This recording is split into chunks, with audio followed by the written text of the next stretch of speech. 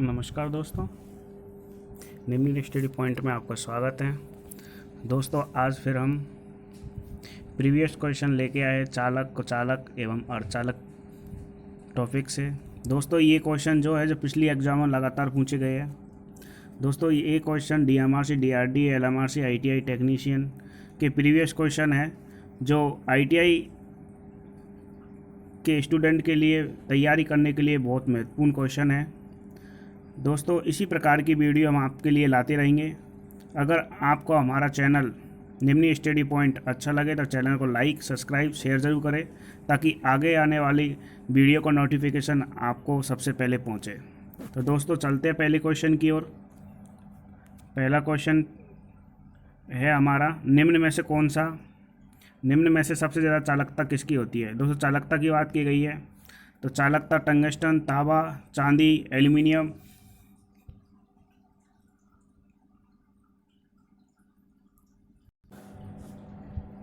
चांदी, एल्यूमिनियम। तो दोस्तों, जिसकी प्रतिरोधकता सबसे कम होगी वह पदार्थ हमारा क्या होगा, सबसे ज़्यादा चालकता होगी। बात करते हैं हम टंगस्टन की। टंगस्टन की प्रतिरोधकता कितनी होती है, 5.6 इंटू 10⁻⁸ सेंटीमीटर। तांबे की बात करते हैं और तांबे की कितनी होती है, 1.72 इंटू 10⁻⁸ ओम सेंटीमीटर। बात करते हैं हम चांदी की। चांदी कितनी होती है, 1.59 इंटू 10⁻⁸ ओम सेंटीमीटर। और एल्यूमिनियम की कितनी होती है, 2.82 इंटू 10⁻⁸ ओम सेंटीमीटर। तो प्रतिरोधकता सबसे कम किसकी है, प्रतिरोधकता सबसे कम है हमारी चांदी की। तो इसमें से चालकता किसकी होगी, सबसे ज़्यादा चांदी की होगी। चलते हैं नेक्स्ट क्वेश्चन की ओर। नेक्स्ट क्वेश्चन है हमारा, निम्न में से चालक है फाइबर, नाइट्रोजन, हाइड्रोजन, पारा। देखो, चालक है, चालक के अंदर मुक्त इलेक्ट्रॉन की संख्या होनी चाहिए तभी वो चालक होगा। तो फाइबर के अंदर पाई जाती नहीं है, बहुत कम होते हैं। नाइट्रोजन, हाइड्रोजन, पारा। तो चालकता सबसे इसके अंदर निम्न में से किसकी होती है, पारे की होती है।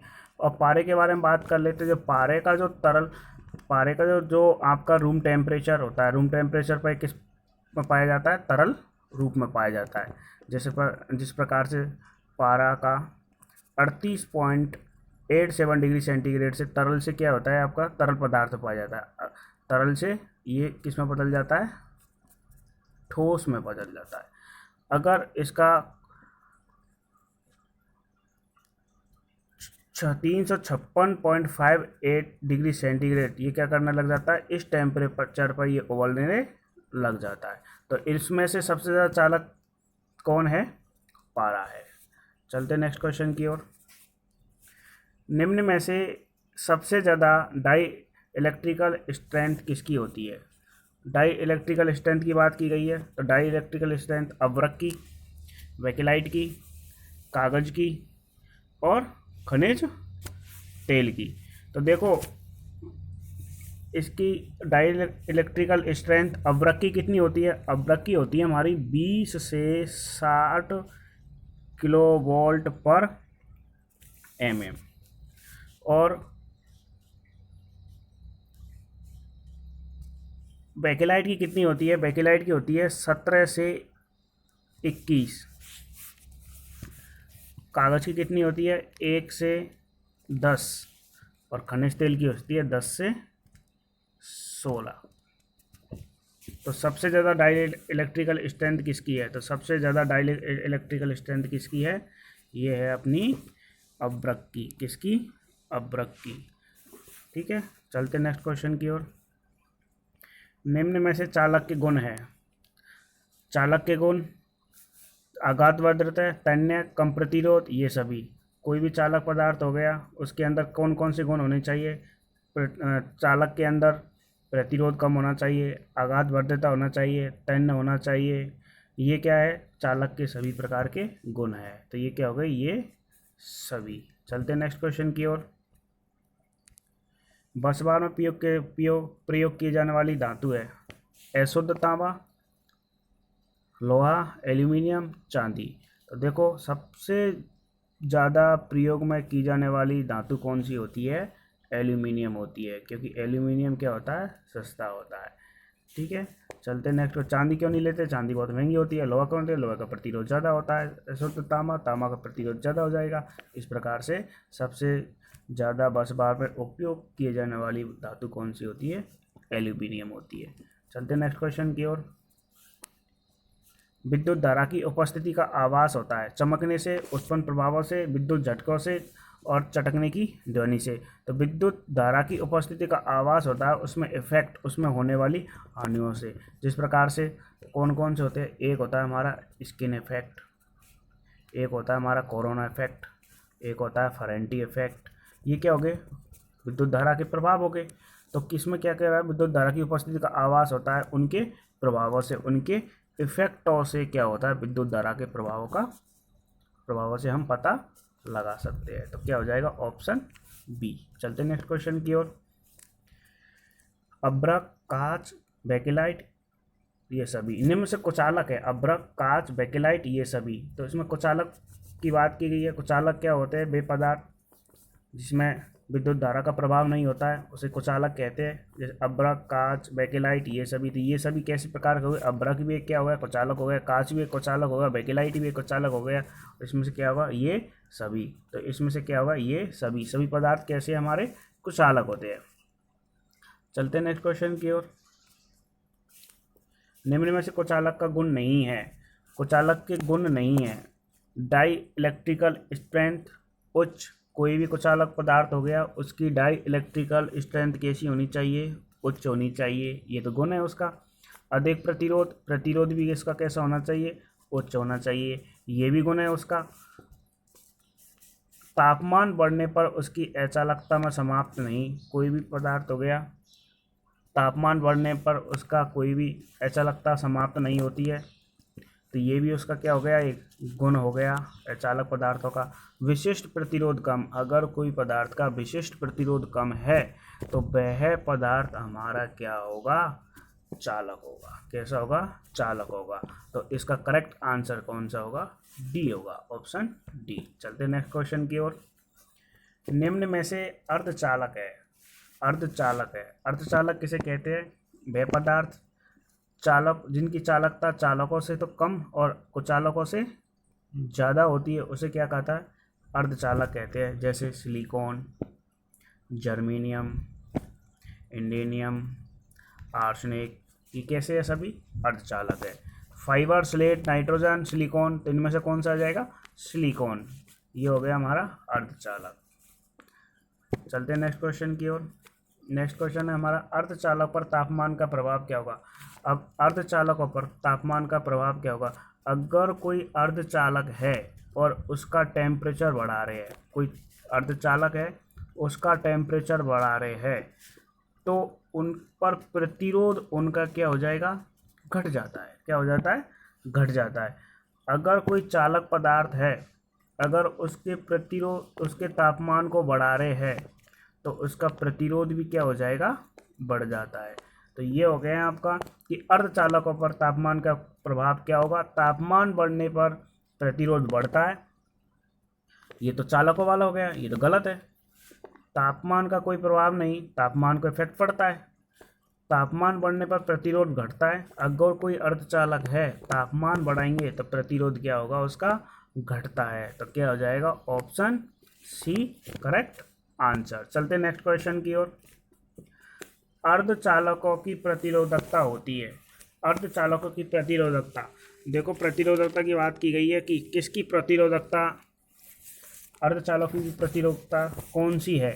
अब देखो 10⁻⁴ से 10⁻⁶ ओम सेंटीमीटर, 10⁻10 से 10⁻12 ओम सेंटीमीटर, 10⁻10 से 10⁻2 ओम सेंटीमीटर और 10⁻10 से 10⁻15 ओम सेंटीमीटर। जिसकी माइनस में जा रही है पावर, ये किसकी होगी, कुचालकों की होगी। ये किसकी होगी, इंसुलेटर की हो गई, यानी कुचालक। कुचालक कितनी होती है, 10⁻⁴ से 10⁻⁻6 ओम सेंटीमीटर। 10⁻10 से 10⁻12 ओम सेंटीमीटर। ये किसकी होती है? ये होती है हमारे कंडक्टर, कोई भी कंडक्टर हो गए, कंडक्टर यानी कोई भी आपका चालक, चालकों की क्या होगी? ये प्रतिरोधकता हो गई। 10 की पावर से 10 की पावर 2 ओम सेंटीमीटर, ये किसकी होती है? ये होती है हमारी किसकी? अर्धचालकों की। किसकी होती है ये? अर्धचालकों की होती है, अर्धचालकों की होती है। तो अर्धचालकों की कितनी होगी हमारी? 10 से 10 की पावर 2 ओम सेंटीमीटर। ऑप्शन सी ये हमारा करेक्ट आंसर है। चलते नेक्स्ट क्वेश्चन की ओर। नेक्स्ट क्वेश्चन क्या है हमारा? निम्न में से अर्धचालक है इंडेनियम, आर्सेनिक और जर्मेनियम। ये सभी क्या है? इंडेनियम हमारा अर्धचालक है, आर्सेनिक भी है, गैलीनियम या जर्मेनियम भी हमारा आर्सेनिक वो है, अर्धचालक है। तो ये क्या हो गए? ये सभी क्या है? हमारे अर्धचालक है। क्या है? हमारे अर्धचालक है। चलते नेक्स्ट क्वेश्चन की ओर। नेक्स्ट क्वेश्चन क्या है हमारा? चालकता की इकाई है। अब सबसे पहले आपको पता होना चाहिए चालकता किसे कहते हैं।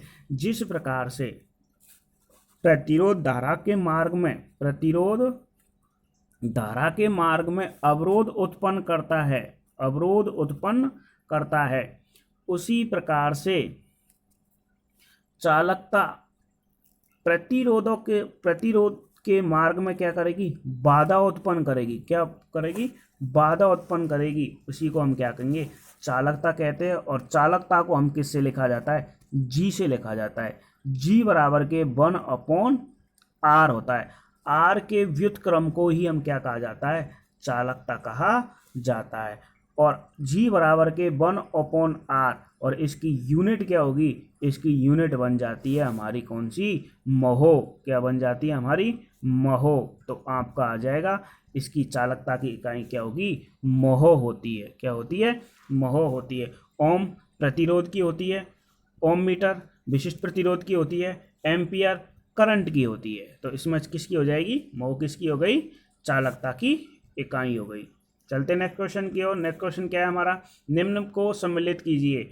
अब आपको आना चाहिए प्रत्येक जो आपकी यूनिट आप पता होना चाहिए। ओम, मोहो, ओम मीटर, एम्पियर, ये क्या है हमारे? ये तो यूनिट है। धारा, प्रतिरोध, चालकता और ये विशिष्ट प्रतिरोध, ये दे रखे। तो आपको पता होना चाहिए कि ओम किसकी होती है? ओम होती है हमारी प्रतिरोध की। मोहो किसकी होती है? मोहो होती है हमारी किसकी? चालकता की। ओम मीटर किसकी होती है? ये होती है हमारी विशिष्ट प्रतिरोध की। और एम्पियर किसकी होती है? ये होती है हमारी किसकी? करंट की। तो आपका आंसर होना चाहिए 2, 3, 4, 1। देखते हैं। 2, 3, 4, 1, ऑप्शन सी करेक्ट आंसर। चलते नेक्स्ट क्वेश्चन की ओर। नेक्स्ट क्वेश्चन क्या है हमारा? धारा मापी को जोड़ा जाता है। अब एमीटर की बात की गई है कि एमीटर को किस में जोड़ा जाता है? कोई भी परिपथ हो गया आपका, ये माना कि एक परिपथ हो गया, ये परिपथ हो गया आपका, यहाँ पर वोल्टेज है। अब धारा मापी जोड़नी है यानी एमीटर जोड़ना है, तो एमीटर को हमेशा कहाँ पर जोड़ते हैं? एमीटर को परिपथ के श्रेणी में जोड़ा जाता है। किस में जोड़ा जाता है? श्रेणी में जोड़ा जाता है, सीरीज में जोड़ा जाता है। और अगर इसकी जगह वोल्ट मापी होती तो वोल्ट मापी को किस में मापते हैं हम? वोल्ट मापी होती तो वोल्ट मापी को किस में जोड़ते हैं? वोल्ट मापी यानी वोल्ट मीटर को हम किस में जोड़ते हैं? समांतर में जोड़ते हैं। किस में जोड़ते हैं? समांतर में जोड़ते हैं। एमीटर क्या काम करेगा? एमीटर हमारे करंट को मापने का काम करेगा। वोल्टमीटर क्या काम करेगा? वोल्टमीटर हमारा वोल्टेज को मापने का काम करेगा। ठीक है। तो धारा मापी को किस में जोड़ा जाता है? धारा मापी को श्रेणी में जोड़ा जाता है। तो दोस्तों ये रहे हमारे 15 एमसीक्यू क्वेश्चन, प्रीवियस क्वेश्चन थे। दोस्तों अगर आपको हमारा चैनल अच्छा लगे तो चैनल को लाइक, सब्सक्राइब एवं शेयर ज़रूर करें, ताकि आगे वाली वीडियो डालते समय आपके पास नोटिफिकेशन पहुंच जाए और आप सबसे पहले इस वीडियो को देख सकें। Thank you, bye bye.